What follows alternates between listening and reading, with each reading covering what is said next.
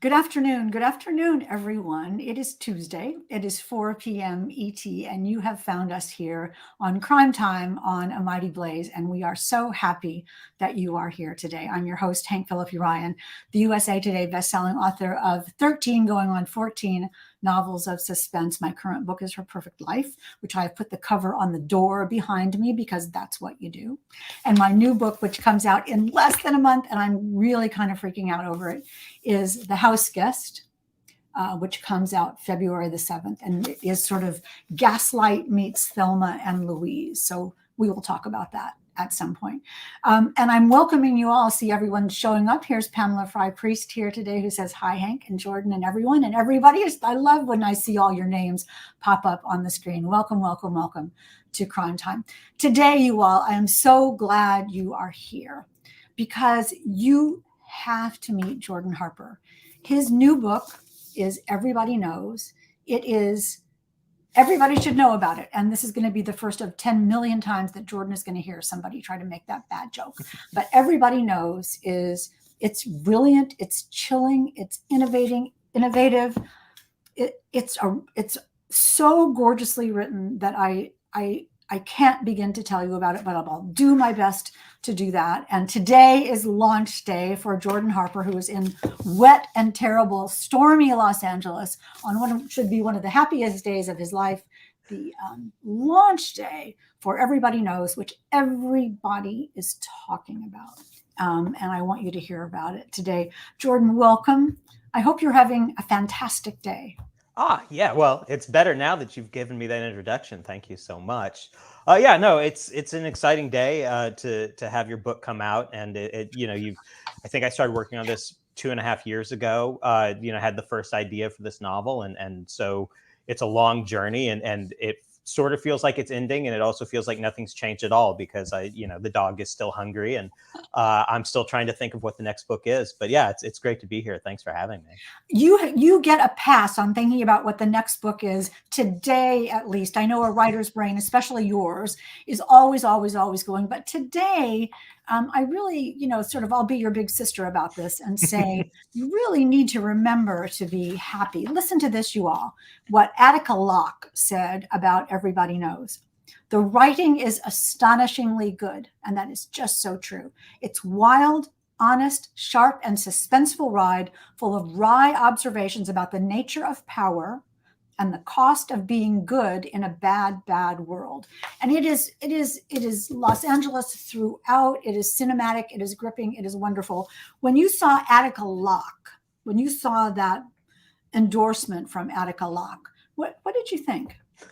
It's wonderful. It feels so great to have a writer as talented as Attica respond with that kind of level of enthusiasm, and it lets me know that the target I was aiming at, I got close to hitting, or I hit it, because I really stretched myself with this book. I'm very proud of it. I really wanted to write something big and epic that people would take notice of, and that would be about America and also be like a fun page turner at the same time. There's a phrase I use a lot. I'm a TV writer as well. There's a phrase I use in writers' rooms all the time, which is "Por qué no las dos?" or "Why not both?" Because I always feel like a good character scene should also be a story scene. A book that is about something or has something to say is also going to be a thrilling story. I never want to just do one thing. I always want to try and have a unity to what I do. And reading Attica's praise there made me feel like I'd pulled it off. I mean, I love that. Por qué no las dos? Is that what that is? Yes. I'm going to remember that, because it's all, it's plot and character and setting and theme and they're all integrated. I mean, you can't sort of take them apart in this novel. And I want to talk to you about that. I want to look at when I look over here, you all, I'm looking at all of the comments that have come in. Mighty Blaze says, LA Noir, who's in? Yes, indeed, LA Noir. And I have to tell you, Margaret, in the back room, when I saw that, I thought, La Noir? What is La Noir? But okay, fine. Renee Herskowitz says, wow. And Judy Morris says, happy birthday, Jordan. And Sherry Brown says, great review. Everybody is here today to celebrate everybody knows. Let me tell you very, very quickly before we get underway. A Mighty Blaze, and you have found us here. If you have not been here before, it was founded at the beginning of the pandemic by the powerhouse team of Jenna Blum and Caroline Levitt to keep us all discovering new books, to keep us all discovering new authors, and stay connected with the authors and books that we love and maybe find some new favorites and keep our community going, which indeed it has done now for the past almost 3 years, which we will not discuss. But anyway, it's all good because we get to talk together on Crime Time every Tuesday at 4 p.m. ET. Today with Jordan Harper. Let me read you his bio. And I have to say, I looked and looked for your bio, Jordan, and everywhere it's the same, and it's very terse and very short. And I understand that, and we'll get to more of it. But let me just tell you all, Jordan is the Edgar-winning author of She Rides Shotgun and Love and Other Wounds. Born and educated in Missouri, he now lives in Los Angeles, where he works as a writer and producer for television. Now, there is more subtext in all of that than anybody can ever possibly imagine. But I see the Edgar-Award behind you on your mantle. Can just before we start talking about Everybody Knows, what was it like when they called your name? Wow, that was an incredible night. You know, the Edgars, New York City. I was wearing a suit that I had personally made for me. I was feeling very fancy, but the one thing I didn't think I was going to do was win. So I didn't prepare a speech. I think to go back to the fact that I'm born and raised in Missouri, I think I have a Midwestern need to be humble, and to me, writing out the thank you speech in advance seemed presumptuous. So I got up on stage and I ad-libbed it, and I was just blown away. But it was great. You know, my literary agent Nat Sobel was there, and he's just a lion of crime fiction. People should know. One of the greatest agents in the history of crime fiction. Everybody from James Ellroy to Eddie Bunker, and a lot of great people today too. And so I got to have that great moment with him and a room full of people. And She Rides Shotgun was very special. It was my first novel, and so I won Best First Novel. And it was really special because. Again, to be thanked for what you do is such an incredible thing, because I feel lucky just to be a writer in the first place. I love to write books because I've always wanted to do that, but to have people respond to it is such a thrill. It's interesting because the Edgar is judged by other writers who are incredibly tough. I mean, it's to win an Edgar-Award is the Oscar of the mystery world. And that must have been quite a moment. I do have to say, again, from your big sister point of view, is that I'm from Indiana. So I have the same, Midwest kind of thought process. But somebody told me once, if you don't write your thank you speech, it's disrespectful to the audience. Because I never used to do it either. Because I thought, I'm never going to win. It's also a jinx if you write your thank you speech, clearly so. And I thought about that. And I think that's kind of wise. Your audience... You get a buy for the first one. No, I will always do it from here on out, for sure. And you're going to use that for Everybody Knows, because this, you all, is going to win everything. Let's talk about this book a little bit. How would you describe it? Well, it is an epic LA noir. I think, noir, to me, LA is the home of noir fiction, and it has a deep tradition going all the way back to Raymond Chandler through Chinatown and James Ellroy and so many other great people. So this is very much my intention to take that art form and pull it into right now, because if there's one thing about LA fiction that I noticed while I was thinking about this, is that a lot of it looks backwards. Because in a lot of ways, LA is sort of an eternal city. The same things keep popping up over and over again, whether you're in the 40s or 50s, or if you're in the 70s or 80s, or if you're today. Los Angeles is about crime and fame and scandals and real estate and money. And which is why it's such a great setting for crime fiction, because it's both glamorous and dirty at the same time. And about power. Yes, it's all about power at the end of the day. But I had noticed that nobody had really tried to do that kind of book and set it right now. And so that was very important to me. And so Everybody Knows is the story, if you want to just like the bare bones description, is Everybody Knows is the story of a woman named May Pruitt. And her job is she is a black bag PR person. She doesn't get the good news out. She keeps the bad news in. And, she is like most of the characters I write about. She is somebody who's doing bad things and knows she's doing bad things. She's not a sociopath or anything like that. She's just somebody who has gotten herself into a position where she's doing things that she doesn't feel entirely great about. And her boss, Dan Hennigan, approaches her with a secret that he thinks can get them both rich. But before he's able to tell her about it, he is murdered in front of the Beverly Hills Hotel in what appears to be a carjacking gone wrong. But May, knowing he had the secret, suspects there's something else to it and begins to investigate. And that investigation takes her through the totality of Los Angeles, from homeless camps to billionaires' mansions and everything in between. And that was really important to me too, as I wanted this to be a book that encapsulated a lot of Los Angeles, because it's such a huge city, not just in size, but in the scope of what it can talk about and the type of people that you can meet here.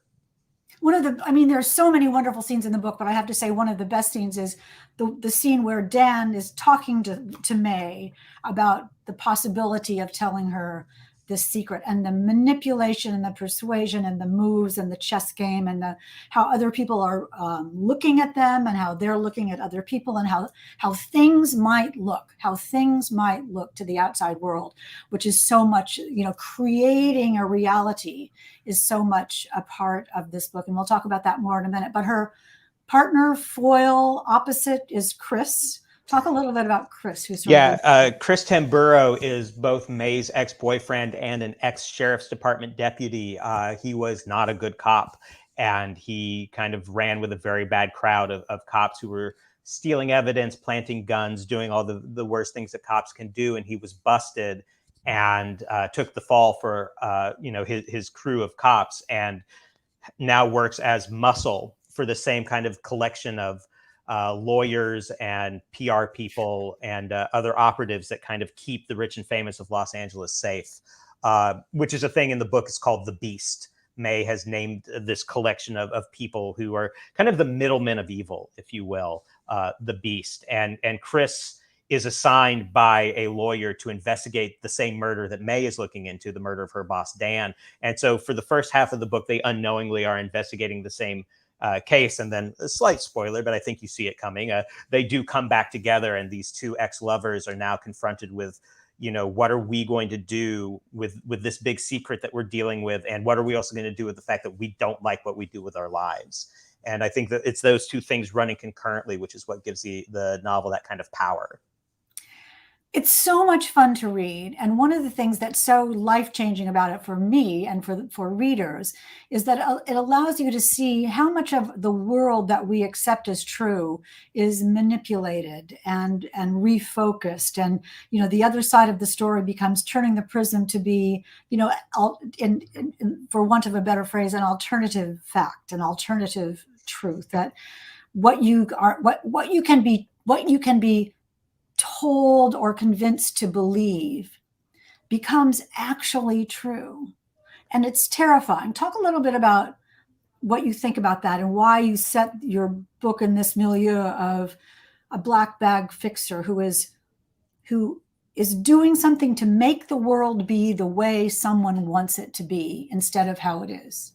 Well, you kind of hit the nail on the head. It's a type of soft power, the ability to control what people think is and isn't true, even to the point, and you see this all the time in politics or sometimes in celebrity, is somebody putting forward something that they know isn't true, the audience knows isn't true, and yet is somehow treated as a thing that we have to treat as true. And you see it all the time. The bland example from Hollywood would be an actress who checks herself into a rehab center for exhaustion.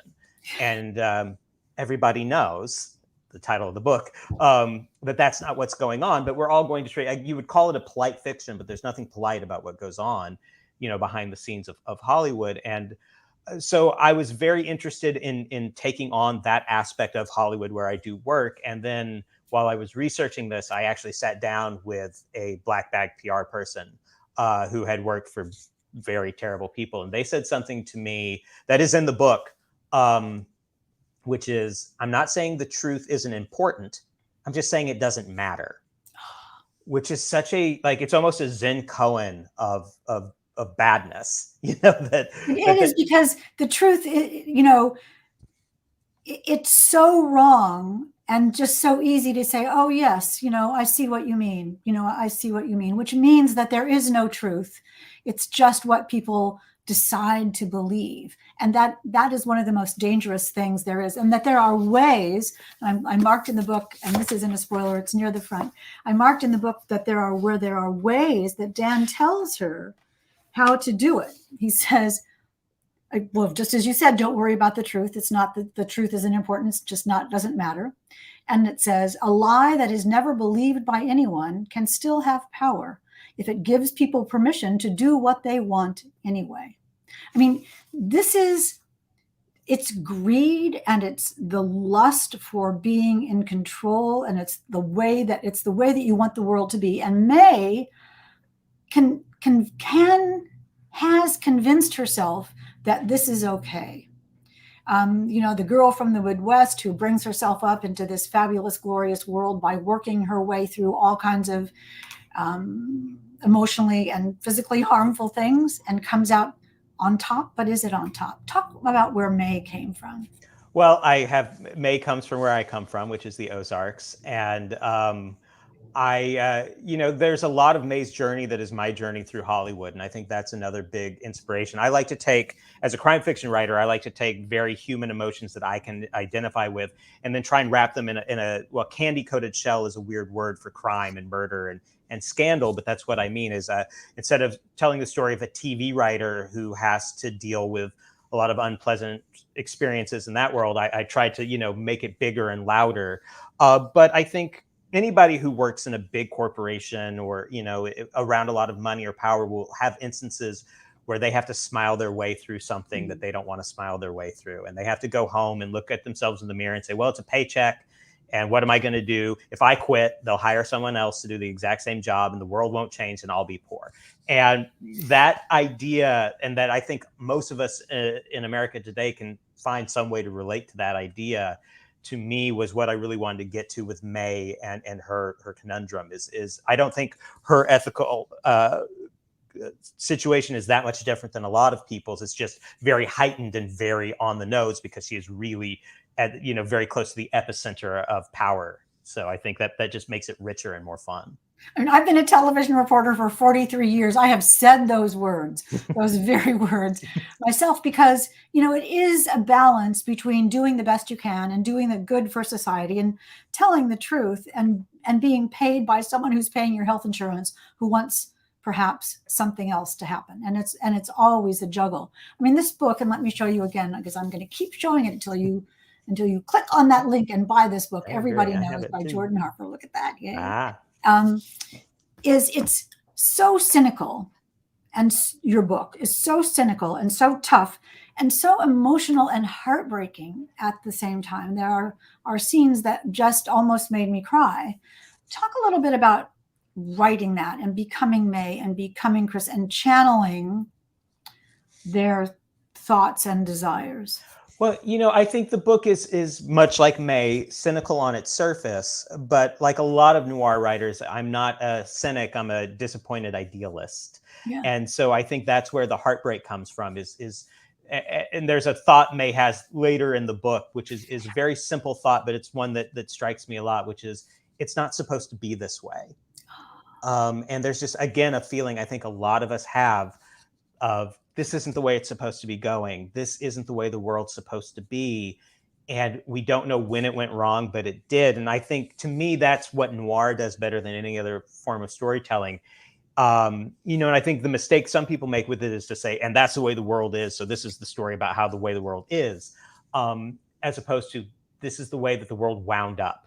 But it could have wound up the other way, which is something I really do believe, that there is a better world that we can make. And I think May is wrestling with that idea, and Chris too, and this idea that we have to do things that are wrong because we have to make a paycheck is something we've all swallowed.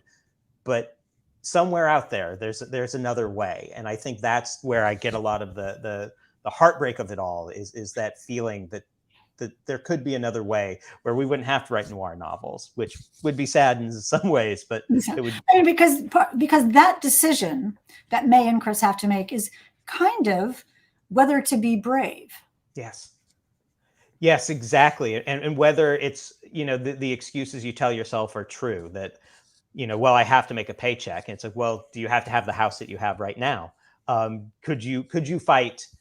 I mean, and what if you did? And what if that would actually feel better than the comfort that you have right now? And I think, then what if it isn't? And then what if it isn't? And can you think of a way that would still be okay? It's so those are the thoughts that I wrestle with a lot in the modern world, and so that's what I'm trying to put in to this book and everything else I write right now. Well, it comes through so cinematically and so gorgeously. It's structurally complex, but it is easy to understand. I mean, in the most complimentary of ways. It's completely immersive. Talk about how you do that in the setting is it is so LA in every way. Whether we've been there or not, you feel it. Well, I've been writing for a long time now, and as I get further down the road, the more I get convinced that tone, or to use a modern term, vibe, is actually the most important thing that a writer can create. And I think that character can be a part of tone. I think that plot can be a part of tone, but at the end of the day, it's the combination of all your choices that you're making and how they all come together into that one note that you're striking that makes that there's an everybody knows-ness to Everybody Knows that couldn't be another book. And that is really what I spend a lot of time thinking about, particularly in the later drafts. I mean, to get a little, I'm a real horrible first draft writer. My first drafts are really just kind of book length outlines. And then I do a lot of targeted drafts where I'll do, this is a character draft. This is a Los Angeles draft. And to get specific about Los Angeles, I went to most of the places where these scenes are set. Every restaurant mentioned, even if I don't use its name, is a real restaurant in Los Angeles. I'm a big food person, and I love all the different kinds of foods here in LA. Every celebrity sighting in the novel, with one exception, is a celebrity I've seen in the place I've seen them. So, the first chapter takes place in the famous hotel, the Chateau Marmont. And I started writing this book. My partner and I, we checked into the chateau, and we got one of the cottages in the grotto, which is where the action takes place in the first chapter. And then we went out to the bar to see who we could see. And we saw Gary Oldman, and we saw Walton Goggins, and everyone who's named in that first chapter. We had those experiences. We didn't have all the experiences that are in the first chapter, obviously, but so I really wanted to just empty my Los Angeles into this book, and just so everything is I've been here for 14 years now, and I am an outsider. I'm originally from the Ozarks, but I feel like this is my home now. So I really wanted to capture everything about this city and turn it up to 11. In that way. You did turn it up to 11. You did turn it up to 11. I mean, let me just, do you all mind? I'm just going to read you a tiny little part, and it's all, you could open the book anywhere, and you would read something as fantastic as this. May doesn't want to go home just yet. She's got all this stuff burning inside her. She also has a smoke-induced headache. She turns right out of the chateau. She crosses the line into the city of West Hollywood. All these party bars and hotels crowd the strip. The buildings and sky are festooned with billboards for TV shows and movies. Everything is a sequel or a reboot or an adaptation. Everything is an echo of something else. It's like her friend Sarah says about the industry. Somebody somewhere catches lightning in a bottle, and all over town people run out and they buy bottles. That's so funny. It's horrible. She drives in the hills, deep and high. She opens her moonroof, lets in some air. The firewood scent floats in. She rises toward the top of the hills. Los Angeles sits gleaming below her. Up through the moonroof, the sky is flat and black. Light pollution kills it. Under the dead sky, the city glows, like the city reached up into the night and stole the stars for itself. Oh, Jordan, come on. Let's standing ovation from the crowd, you all. Spaceball 2 says, I love Jordan's writing. Every sentence has thought and heart. And it really does. That is the only bad thing about reading this book, is that I kept stopping. I was dying to find out what would happen, but I kept stopping to read the lines again. If just asking for a friend here, how do you do that? How does your brain take regular words and put them in this Jordan Harper order? I think if I roll the tape all the way back, I attribute a lot of my abilities with tone and voice to the fact that starting from a very, very young age, I was a compulsive rereader of books. Oh. And so there are books I've read 30 times, 40 times, more than that. And like what? Everything from, as a child, I read Dune and Tom Sawyer, Stephen King's early books. When I was in high school, it was Hunter S. Thompson. I read a lot of Hunter S. Thompson over and over again. And then, as I got older, Jim Thompson, James Ellroy, a lot of James Ellroy, a lot of Megan Abbott in modern times. And a lot of those people you'll note are people who have very strong voices. But also, when you reread, eventually the one thing that washes over you, you get used to the characters, you get used to the plot, but the language just soaks in. And I don't think I could teach somebody to learn to write the way I did, because I think if I told somebody whose brain didn't want to reread things all the time to do it, it wouldn't work for them. But for me, I think that habit, which, by the way, it's still a problem today almost, because I like to read new things as well, but I always have at least one book going from an artist. David Peace is an artist that I'm reading a lot of right now. He's very nasty noir from England. But he's got a great tone. So I really do spend a lot of time thinking about how things sound. I favor hard consonants and short words a lot. I like a rhythm as opposed to like a more French kind of. I like the Anglo-Saxon root Not words. too many notes. Not too many notes. Hard, fast, brutal.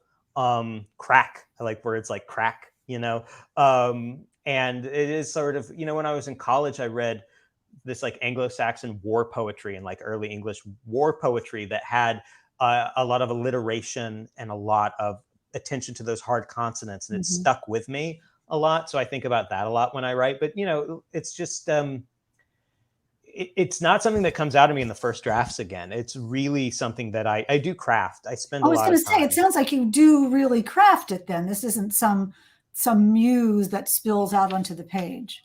No, and so I'm slow. I mean, that's the one thing I am is, and that's fine, but it's just, I really do. I do so many drafts because I really like to have something on the page and then have something to play with. And so that's a big part of my process as a writer. I think it's such an important thing to realize that the ball game is the editing. You get something down and then you make it be just like May, make it be how you want it to be. And we'll have to talk after the show, because I worked with Hunter Thompson for a couple of years when I worked at Rolling Stone. So I knew him pretty well. Okay. How, though, you say you're slow. How can you be slow if you write for television? Well, television's a different beast, and I can do TV pretty quickly. And my TV writer friends won't like to hear this when I say it, but TV writing is easy compared to writing novels. I'm not saying it's easy. I'm just saying it's easy compared to writing novels. Oh. It's just there's less work to it. And, there's a difference between, work for hire and work that you do for your passion. And so, I've written some stuff for TV I'm very proud of, and I hope I will in the future. But I can't spend that kind of time. Although, I did adapt LA Confidential into a TV pilot, and that I didn't tell anybody this at the time. I was putting it into iambic pentameter a lot. Why? Because I do think about the rhythms of words a lot. And I didn't do it strictly, and I'm not smart enough to do it. The whole thing isn't, but it's just like, I did really with the pilot take a lot of time to take Ellroy's language, which is already very poetic in itself, and make sure that it stayed that way. But I also knew that if we went to series, and I had to make, however many 15 of those a year or something, I wasn't gonna be able to give that kind of care. But people like David Milch did it on Deadwood. The poetry in Deadwood is some of the best dialogue that's ever been written. How did James Elroy feel about you putting a template of Shakespeare on his words? Well, I didn't tell him that. I don't think he would approve of that. And I don't want to exaggerate. I did that a little. It wasn't the whole script by any means. But the music of it.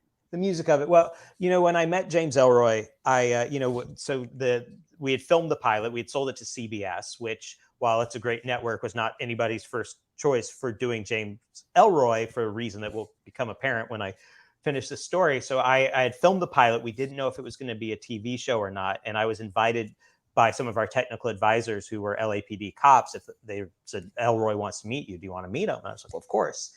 And I was invited to the Egyptian Theater here in Los Angeles, which is a classic LA theater. And he was introducing LA Confidential, the movie. And I was brought into the green room where it was Elroy and all of these LAPD cops who were dressed like LAPD cops from LA Confidential.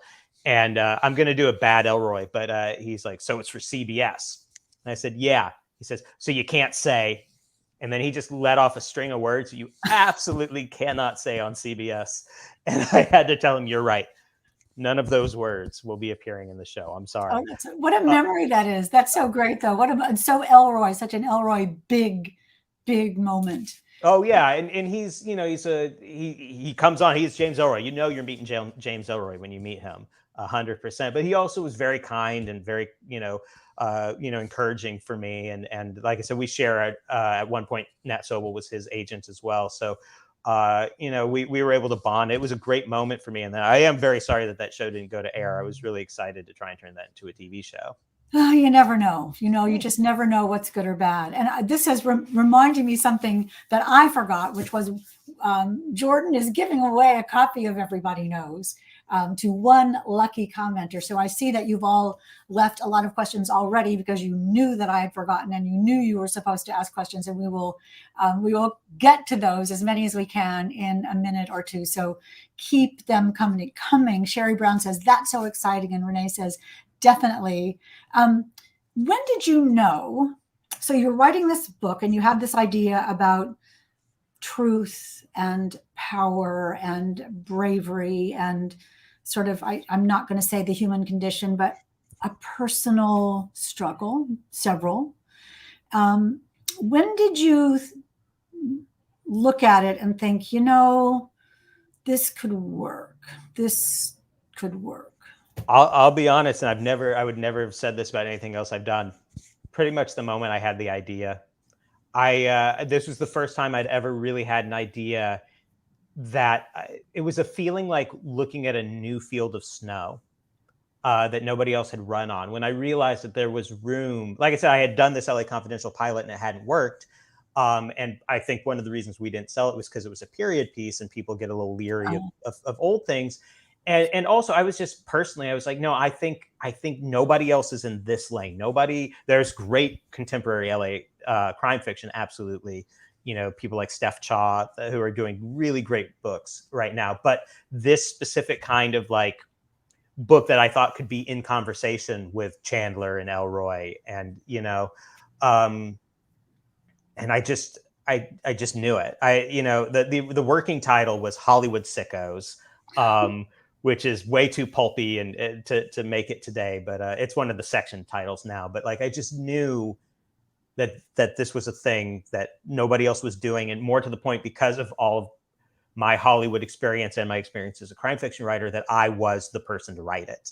And that I had found something that I was supposed to do. And so I remember I had just been in another TV room, and I grabbed a bunch of the writers from that room individually, and I pitched them the idea.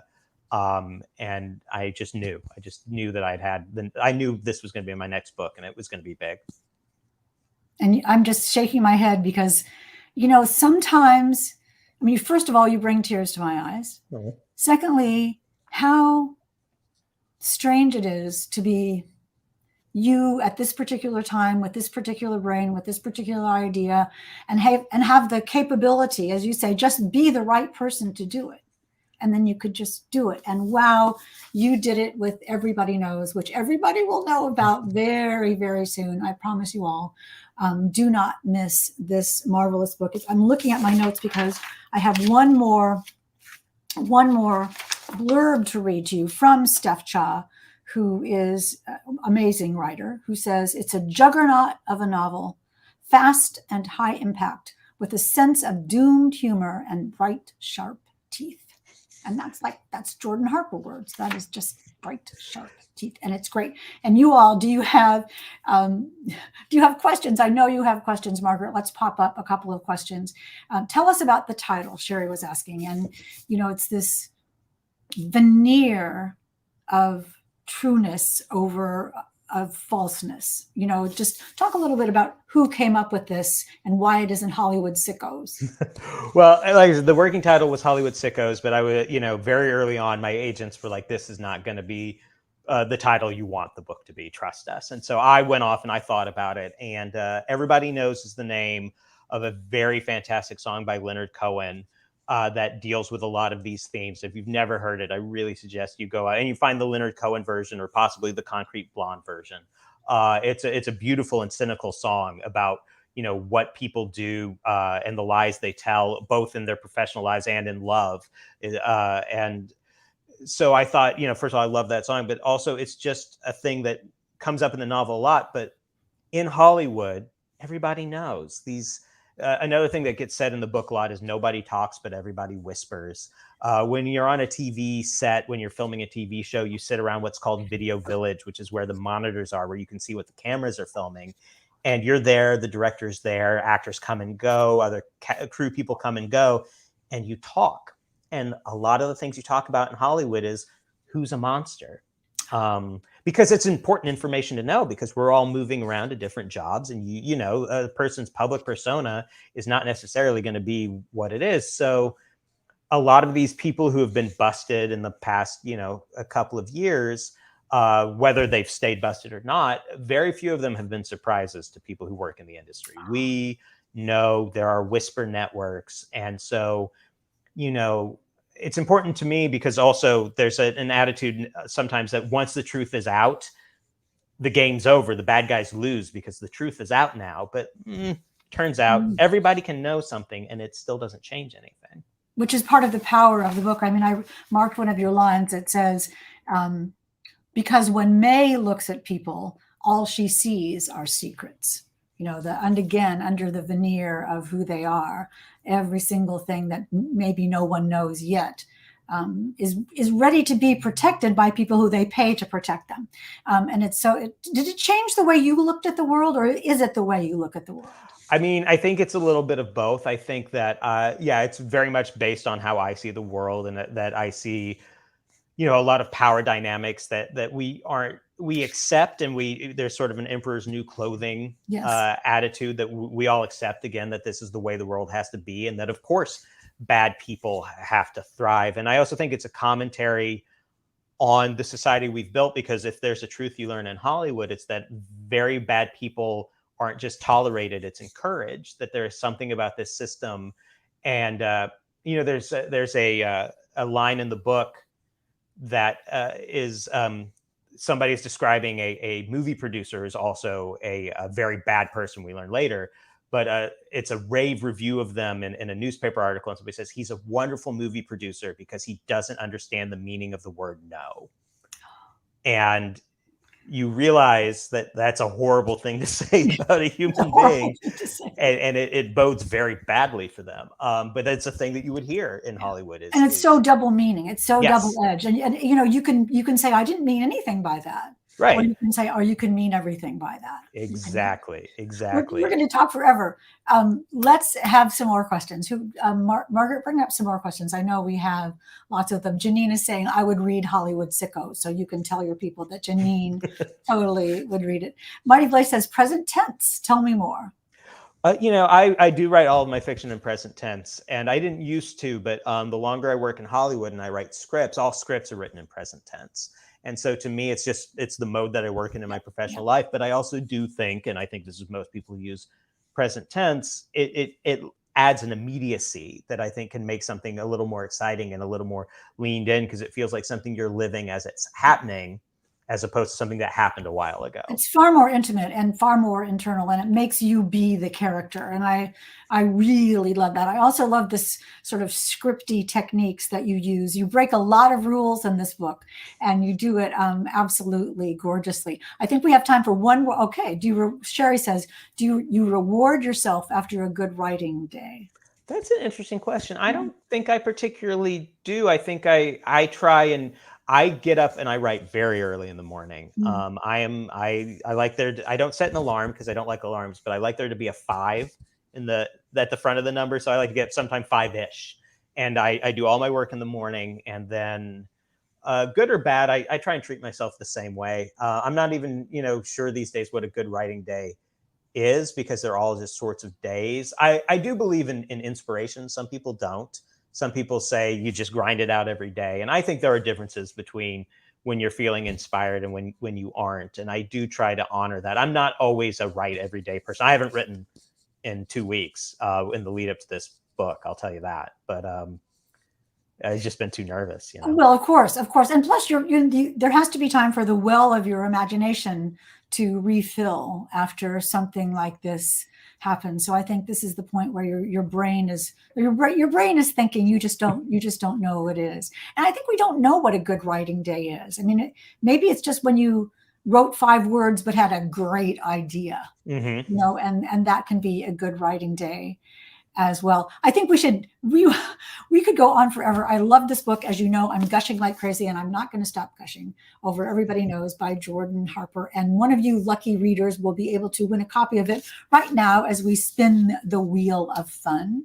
I insist, Margaret in the back room, that someday we'll get music for this. If we could just come up with the very right music. It's not going to be Leonard Cohen, nothing so cynical. The winner is not A Mighty Blaze. Margaret, you did not make this, so you could have this book. We will do this again, so you know that it is random, and the winner is Sharon Carlson Person. That's great. Sharon is a wonderful fan of Crime Time and is here a lot. So we love it when our veterans win a copy of this book. You lucky person, you're going to win Everybody Knows by Jordan Harper. Let me say before we go, first I'm going to tell you all who we have next week, and you will just flip. And it'll prove that I'm the luckiest person in the world. At 4:00, we have Mary Kubica, Mary Kubica. I will say her name properly, Just the Nicest Couple, which is out today to massive acclaim. And then at 3:00, we have Deepti Kapoor to talk about Age of Vice, talk about an immersive novel. So, and it's getting a lot of buzz as well. So 3 completely different kinds of novels from 3 completely fabulous writers. Today, Everybody Knows by Jordan Harper, and we are so pleased that you joined us here today, Jordan. What's up for the rest of the day for your launch day? Well, that's great. I have some TV work to do right after this. I have some meetings that I'm going to be doing on Zoom, and then I'm going to actually be at Stories Books in Echo Park here in Los Angeles with Steph Cha. She's going to join me for my book launch, and we're going to talk, and I'm going to sign books, and then I'm going to deal with my flooding basement because it doesn't rain this hard in Los Angeles most of the time. Such a glamorous life. That a soon-to-be best-selling author has Everybody Knows by Jordan Harper. Tell Steph Cha I said hello. Everybody go to Echo Park and get your signed copy, except for Sharon Person, who won hers, or you can click on the links and get your own copy. Trust me, you will be happy that you did. Jordan, congratulations on everything. Thank you so much. You all, thank you so much for coming. We will see you next Tuesday right here at 4 p.m. ET. And until then, remember, it is always safe inside a book. And we'll see you next time.